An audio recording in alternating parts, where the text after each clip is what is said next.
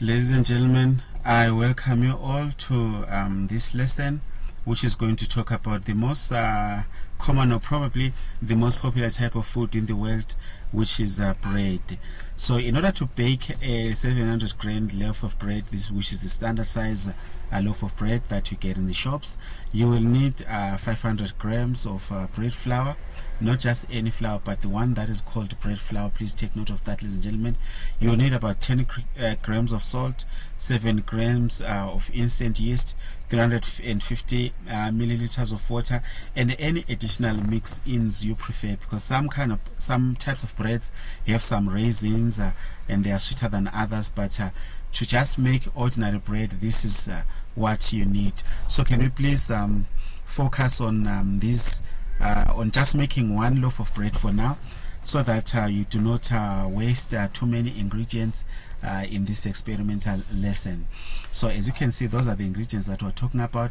Let's see how you can mix them in order to end up with the bread that we just so desperately need.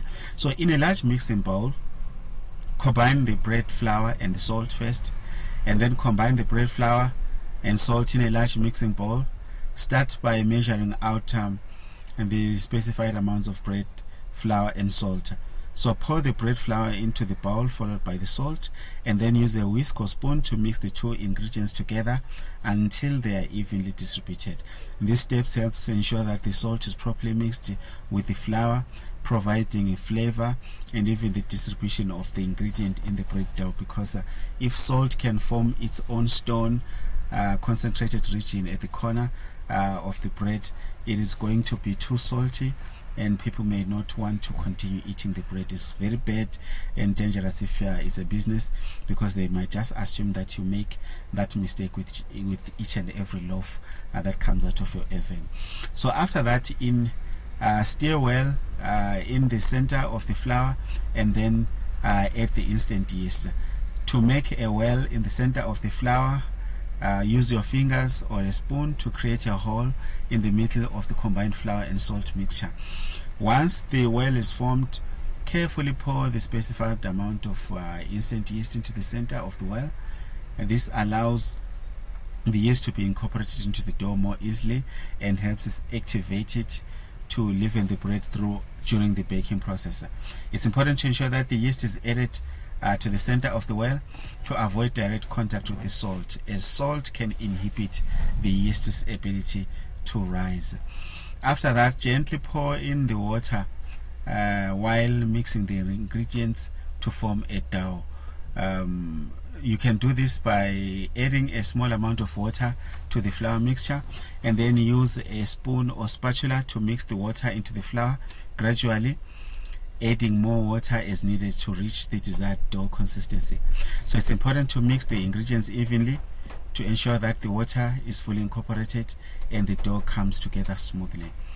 Just keep on adjusting the amount of water until the dough reaches a soft and slightly sticky consistency that holds together when shaped. After that, then you knead the dough on a floured surface for about 10 minutes until it becomes smooth and elastic. So this is done by lightly flouring a clean surface such as a countertop or a cutting board by putting some flour on it, and then you place the dough on that floured surface and use the heels of your hands to push the dough away from you.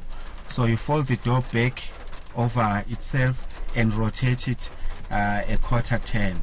So continue this process, pushing, folding and turning the dough for about 10 minutes or until the dough is smooth, elastic and no longer sticky. So this kneading process helps develop the gluten in the dough, which is essential for the structure and texture of the bread. After that, then place the dough in a greased bowl, cover it with a kitchen towel and let it rise in a warm place for about an hour until it doubles in size. You do this by greasing a clean bowl with some oil or cooking spray to prevent the dough from sticking to the pan. Place the kneaded dough into the greased bowl.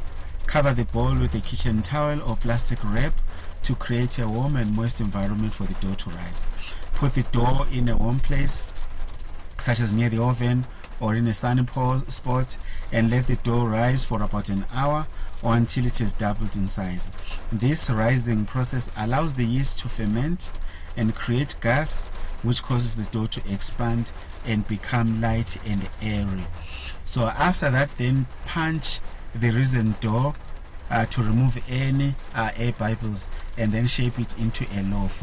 So first of all, how you do that, you gently deflate the dough by pressing down on it with your fists or your hands to release any trapped air bubbles, and then transfer the dough into a clean, lightly floured surface, and then shape the dough into a loaf by folding it over and onto itself and then rolling it into a smooth elongated shape.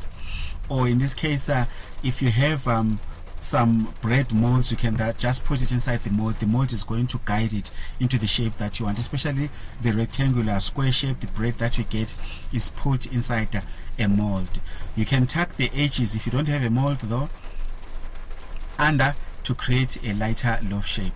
So place that shaped dough into a greased loaf pan or a baking sheet lined with parchment paper, and then cover the dough with a kitchen towel or plastic wrap and let it rise for a second time until it doubles with in size. This usually takes about 30 to 45 minutes. After that, then you have to preheat your oven to 400 degrees Fahrenheit for about 10 to 15 minutes. And then once the oven has reached that temperature, it is now ready for you to bake your bread. So by preheating your oven, you will ensure that your bread bakes evenly and thoroughly. Then carefully place the loaf pan containing the shaped dough into the preheated oven. You set a timer for 30 minutes and check the loaf periodically to ensure that it is baking evenly.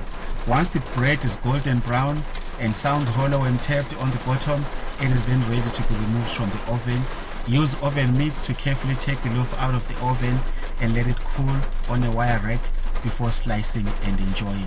So this is what the bread is going to look like when you finish baking it, and we hope that the following video is going to help you grasp the concept behind this entire bread baking process, and hoping that after this you'll be able to start baking your bread successfully for food and to start your own bakery business wherever you live. Thank you very much, ladies and gentlemen, and we wish you all